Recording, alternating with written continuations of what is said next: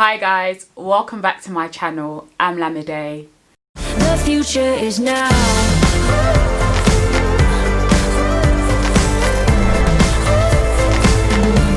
The future is now. The future is now. So today I decided to come and sit down on my black chair. I feel as if I haven't sat here in a minute. I just speak to you guys, answer some of your questions. So I asked my peoples on Instagram, if you're not following me, make sure you do. I just asked them to ask me some questions that I want to know about me, anything, and I'll answer in a video. So that is the point of this video today, answering your questions. The first question is, we know adulthood is the ghetto. Let's repeat it. Adulthood is the ghetto. I'm in the ghetto, ratatata, ratatata, like, I hate it here. I'm in the ghetto, ratatata, ratatata. So we know adulthood is the ghetto, but what is your favourite thing about it? I still have to come home at 11 PM, so not that. I would have to say having money and getting paid. I really prayed for a long time for financial stability, and God really did come through, and I'm very grateful for it. So to the ability, especially in this time with like a pandemic, with recession, to still have money coming into my bank account monthly is a blessing that I cannot take for granted. I think that's about it. Oh, someone asked what inspired me to do the virtual games night. So obviously we were in lockdown, and my mentor challenged me to do something different on my YouTube channel to kind of get the community together. And I'm a big advocate for fun, as you guys should know by now. And it just felt like the lockdown, the mood was a bit very low. A lot was just going on, and it was just really meh. So I was like, let's do something to pick up the mood and to just get everyone together. So I was like, yeah, I'll do a virtual games night. And it was really cool. I thoroughly enjoyed it. I love hosting people. It was so much fun. I do want to do another live stream, but I don't know if you guys want it to be another games night or quiz night or whatever. So please let me know what you guys want me to do for the next live stream, because I don't just want it to be a repetition, but I want you, it's for us. I want you guys to enjoy it as well. Ooh, no, you guys asked very good questions. This question says, if you could go back and do secondary school / sixth form again, would you change anything? Yes. Yes, I don't know, yes or no. So I'm gonna start with sixth form, and then I might go to secondary school. So sixth form, I wouldn't do biology and chemistry because it made me feel very stupid. I got a D and an E. So I wouldn't do that. I should have just done history and politics, because I'm a humanitarians babe.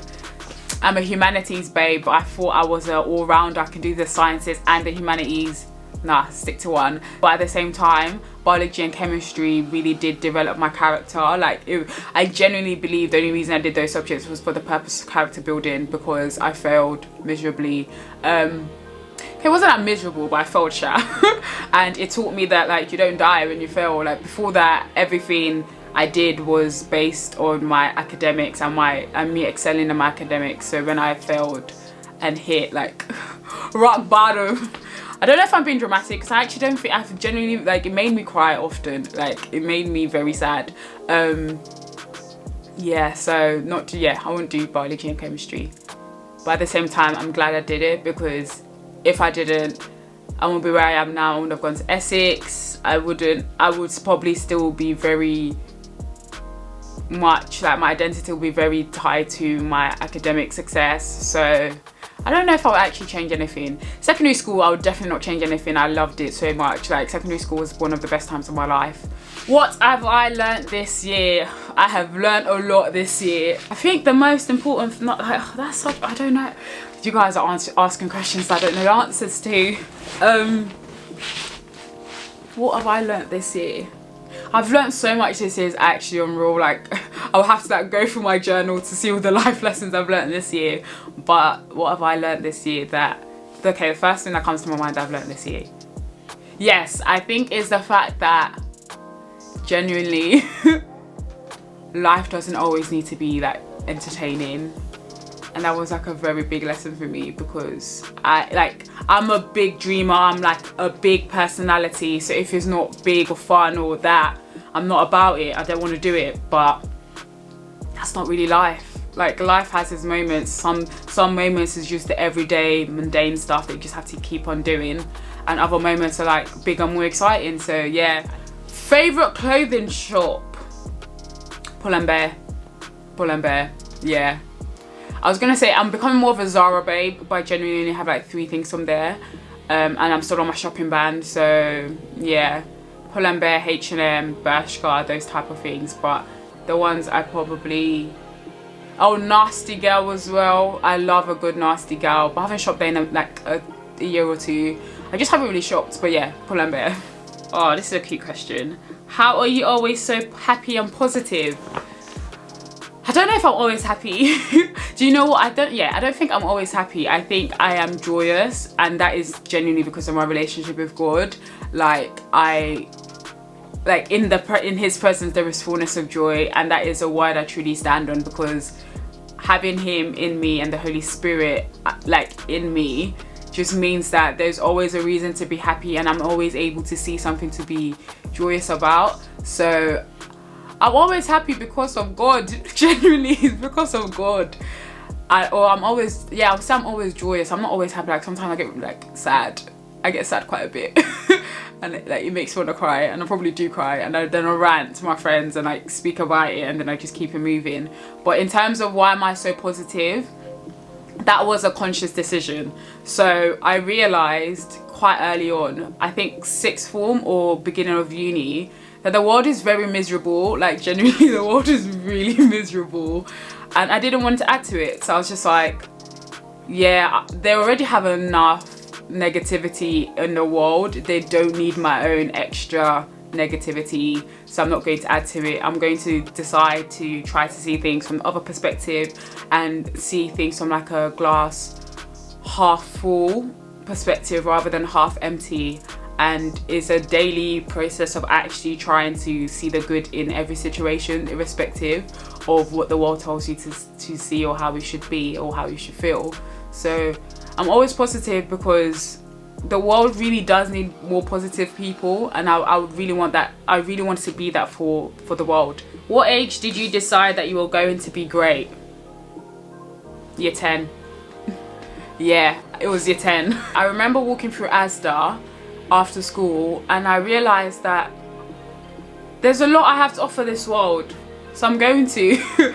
And I'm not going to make excuses. So I said to myself, I'm not gonna say I didn't get this job or this thing because I'm black, I didn't get this thing or that thing because I'm a woman. Like, I'm just going to have to work harder if I need to work harder. And I kept just telling myself, like, Lamb, you're gonna change the world, Lamb, you're gonna take over the world. And the more I said it, and the more things I was doing, I was like, yes, let's actually make this happen. Like, it was just making sense. Sorry, I just read the first question, and it was my friend that asked. She said, how did you meet your amazing friends in uni, and did you know that they will change your life forever? Rolls eyes. So I was really intentional about praying over my friendships at uni. So before I went to uni, I prayed a lot. I said, Lord, please surround me with the right groups of people. Like, don't bring any bad vibes into my life, type of thing. I don't like drama, I don't like gossip, I don't want all that petty stuff. Like, please, Lord, I don't want it. And then when he brought my friends from uni, it was just like, they really did make my experience so much better. And it wasn't as if, like, we formed a group, but I don't really have a set friendship group. I just have different people that I like, and then they all kind of come together. The people in my accommodation, we all became like a family at the end, and one of the girls that was there, like, is one of my best friends even till now. So it was really, really cool, because it was all because of God, and I trusted that he will bring the right people into my life, and he did. So shout out to you, God. We love you. I love you a lot. Oh God, I love you a lot. What is my favorite hairstyle? My favorite hairstyle is definitely having my afro out. I love having my afro out, and I really miss it. And guys, I've been ginger for a year now. Like, obviously you can't see it because it's all like outgrown, but I'm going to redye my hair ginger. and it's going to be great, and I'm so excited to go back to being a ginger babe. Like, genuinely, I feel as if God made me to be ginger, and I just gave him like a helping hand. So yeah, man, my ginger afro out. That's my favorite hairstyle. Job update. Are they still trying to kill you? Yes, my job is trying to kill me, but I will not die. I survived university, so that means I can survive this as well. Amen. Yeah, my job is quite difficult at this time. Like, there's a lot going on, and working in the government means that, like, during this period there's a lot of tension. Like, there's a lot going on, like, politically, so it affects my ability to do my job, and it's just like very high pressure. But I'm surviving, and I haven't had a cold yet. So when I get stressed, I get a cold. And I haven't had a cold yet, and I pray I don't, especially as the weather is becoming colder. So please pray for your girl. Thanks. The next question is, how do you react when people mispronounce your name? I internally scream, and I feel like a bit of me kind of like dies inside. Like, it's so, sometimes I feel as if, because of the way people mispronounce my name, I also feel as if I don't even say my own name properly anymore. So my name is Olamide, so Lamide, yes, and people have called me Lamadi, Olamindi, Aladdin, Lemonade. Like, I just feel as if people are really rude, and they lack effort, and they don't care enough to try, and God punish them. Sorry. Because no, it really annoys me, because it's like, my name has meaning, you know, and you're being really disrespectful right now, and I'm not impressed. I correct them. Sometimes I want to see if they can actually say it right, and then if they can't, I just say Lamide.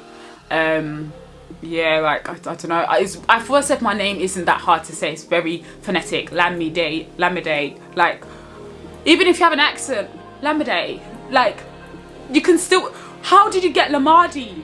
How did you get Lamindi? How? I don't want to talk about it anymore. The next question is, do I think everyone is destined for greatness? Definitely. I feel as if everyone has greatness in them, but not everyone is willing to do the work to show it.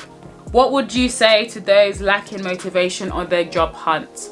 I would say keep going and, like, just know that your time will come, and that job that you do get will be the best place for you to be at. Like, rejection is just another form of redirection. The worst thing you want to do is start working in a job that you hate, and then you have to start the search all over again. Just keep going. Like, you will get there. You only need one job, and there are many jobs out in this world, and people are actually hiring. You're worth having a job. You're worth being an employee and being hired. Like, you're worth it.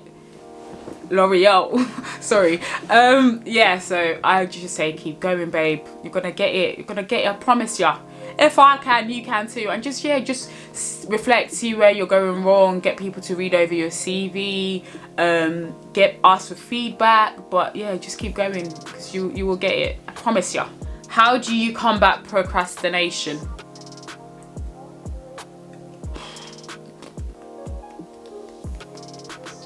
How do I combat procrastination?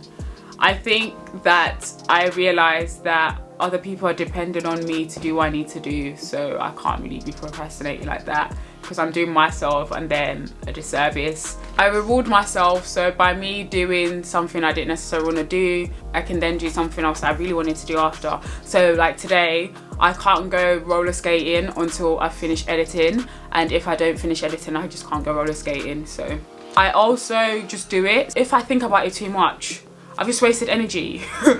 And it's like, if I just did it, it would have just been done. So I just do it. And if, like, the things that will take 2 minutes to do, just do it then. If you can delegate it, delegate it. Just do it without thinking about it too much, because the more you prolong it, the more you think about it, the longer it becomes and feels. Ooh, how did Live start? So Live started as a response to a leadership program I went to in 2015 with McKinsey. So they're like a consulting company, and they challenged us to have our own leadership projects ourselves. So I went with Kick Hair, and a lot of the people there went private schools. And we realised the only reason we knew about it is because we literally Googled what we can do over the summer, and that thing came up. And it was really, really cool. It was great. Like, I thoroughly enjoyed it. But we realised that unless young people are proactive, or unless they had the connections, a lot of opportunities will pass them by because of the lack of awareness of them. So we just decided to start it because we saw the gap. We saw the fact that like young people need support, young people need training in terms of soft skills, especially because even if you do take the opportunity, if you don't know how to leverage it, if you don't know how to make the most out of it, it's kind of a waste. So it's just like, let's teach them the fundamentals that you need in like a job, in the work environment, a professional environment that you might not be aware of. So things like communication, things like teamwork, things like networking.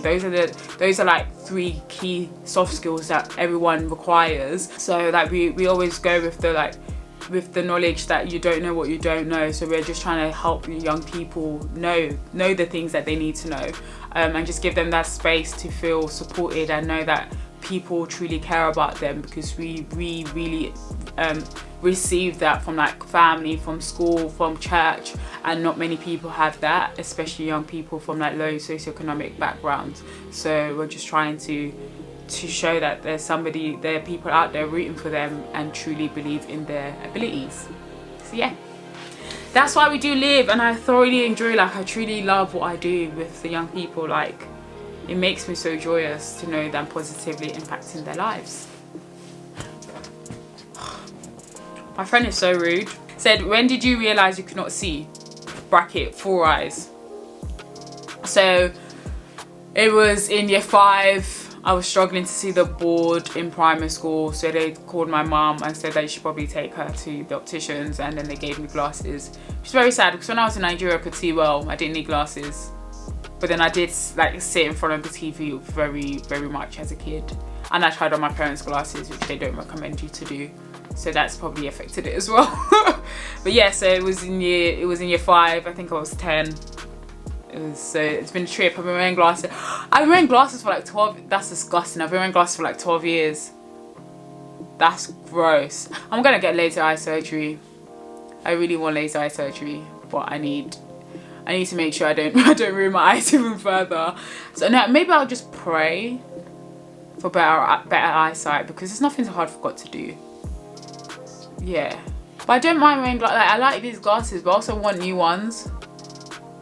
So I don't know, man. The next question is, how do you manage your passions with adulthood? I work in seasons. My manager asked me that the other day as well. She's like, how can you do so much? I just work in seasons. So sometimes I work is more of a downtime. There's no like elections going on, or like campaign and all these stuff. So I don't need to work as hard in comparison to other times. So I do a lot of my side hustles and passion projects over then, like during that time, and other things that I do, they're very low commitment. So I'll probably have like a monthly catch up for 30 minutes or an hour with these people, or this organization, and give them my advice on some things, and just touch base with them. And that doesn't really require me to do much. A lot of the things, they give me the prep before. They give me all the things to prep for, so I'll prep like an hour before, and then so that's about 2 hours, like 2 hours out of my month to do their work. So yeah, I think just working in seasons, knowing your capacity. I don't take on more than I can chew. Like if I can't do, I actually can't come and die, and I make my capacity known to everyone. And I only take on things that I can see really benefiting me. So before, like in second year of uni, I just used to say yes to everything. I got burnt out, and it also burnt my like pockets, because these people weren't paying for my time. They weren't paying for it. I was probably paying for my transport there and my time. So I was like, yeah, if I don't see the benefit in it, and not even just like monetary, like not even just with money, but generally if it's not an opportunity for me to grow, then why am I actually doing it? So I'm very intentional about what I say yes to. What are the 3 things you're grateful for this year? What are the 3 things I'm grateful for this year? That's a great question. I am grateful for my family. Like I'm really grateful for my family. Like I really love them. Like they're actually great people. My friends, like God has blessed me with like the most amazing friends. It's actually unreal. Like I feel so lucky. It's like, wow, you saw me and thought, yeah, this person should be my friend. How cool is that? And God, really, because genuinely, like, I'm so grateful to have God in my life, because oh my God, I don't know where I'll be without him. I don't know where I'll be without him. It's crazy. So yeah, family, friends, and God. What are you guys grateful for? Let me know in the comments. No, genuinely, let me know. I make myself sorry. Let me know what you guys are grateful for as well, because more positivity is really needed. The next question is, have your goals this year been impacted by COVID-19? Not really. Yeah, not really. So my goals for Live was to do 4 events. We've done 3, and we have a social in October, so we can do the 4. I have a driving lesson today, and that was one of my goals, to start driving. So no, yeah. I can't always like, sometimes I can't really remember my goals, and I really should be checking them more often, but it also just feels more like serious. So I just like, sure, life will figure itself out, but I need to be more like intentional about keeping track of my goals. But I don't really think they've been impacted like that, because a lot of my goals are based on like my character, and I've definitely developed a lot as a person during this COVID period. So yeah, no. Do I want to answer this question? Yeah, I'll answer it. It says, what is your type? What is my type? So my type is, they have to be a man of God. They have to be a man of God. That's imperative. It's not just they say they're Christian. God must know them too. God must actually know them too. They have to be a teacher. Like, I really like to learn. So I need to like somebody that I can learn from. Like tall, dark, and handsome baby. And when I say dark, I don't mean dark hair, I mean dark skin. So yeah, because sometimes I feel as if they might be a bit lighter, might just look like brother and sister. So yeah, a dark skin babe, preferably Nigerian, but I'm okay if they're not. Yeah, that's my type, or that's my ideal type, sure. And somebody, imperative, somebody, okay, couple more things. People may say like, oh my God, so idealistic, but I don't care. They must be ambitious. Come on, they have to be ambitious, and the ambition must make sense. Like, the ambition is matched with action. Yeah. And they must be funny, humorous, have a sense of humor. Some people, especially, I find some Christians, this is just my own personal opinion and my own experience, some Christians take life too seriously, and they don't really have much of a personality. And yeah, anyways, so yeah, they just need to be, funny and fun. They need to be fun and also just have a personality. And I think that's my type. Or that's my ideal person. Okay, if you can only wear one piece of makeup for the rest of your life, what would it be? Is lip gloss makeup? Is lip gloss makeup? I don't know, but probably lip gloss, because I can't do foundation if I don't have like my eyebrows done. Mascara I can, but I don't really need it. Yeah, probably lip gloss. This video was so Christian. She said, God forbid, but if you was in a fire and you could only grab 3 things, what would you grab? I'm gonna do like material stuff rather than like people, because nobody will be in that fire with me in Jesus' name, which is with me. Okay, so my phone, my Bible, maybe like a family portrait, like those pictures, because yeah, that'll be quite sad if it burns in the fire. So yeah, my phone, my Bible, and like family portraits. What is your biggest regret in life? I don't really have regrets. I actually don't. But I would say one thing that I was a bit sad I didn't do was a year abroad. And I think that's it. But it's fine, because I've made a deal with God that I'll just get to travel the world anyways. So it should be okay. What has been your biggest lesson in life? What has been my biggest lesson in life? I think that everyone operates from a different reality, so you need to be more understanding. Like during politics and philosophy, to me, there are absolute truths, and that is based on the Bible, but not everybody believes in the Bible. So you can't expect people to see the world the way you see it, and you need to be more understanding of that and try to see things from their point of view as well, rather than thinking your way is always right. Are you saving? If so, what are you saving for? Yeah, I'm saving. I'm just kind of saving for life. I'm trying to make more specific saving goals for like a car or something, or like a house or something. But yeah, just really saving for life and for the future. Last 2 questions. What do I do for the living? I work in the government. That's all I can say. And how do I remain so positive? I've already answered that by just knowing that the world needs more positivity. And I think that's the rest of my questions. I hope you guys enjoyed this. I did. I love answering questions. I was gonna say I love speaking about myself, but that sounds quite narcissistic and it's not necessarily true. But anyways, please let me know if you want me to do a live stream again, and if so, what's on, because that will be fab. Yes, like, share and subscribe, and I'll see you on the next one. Bye.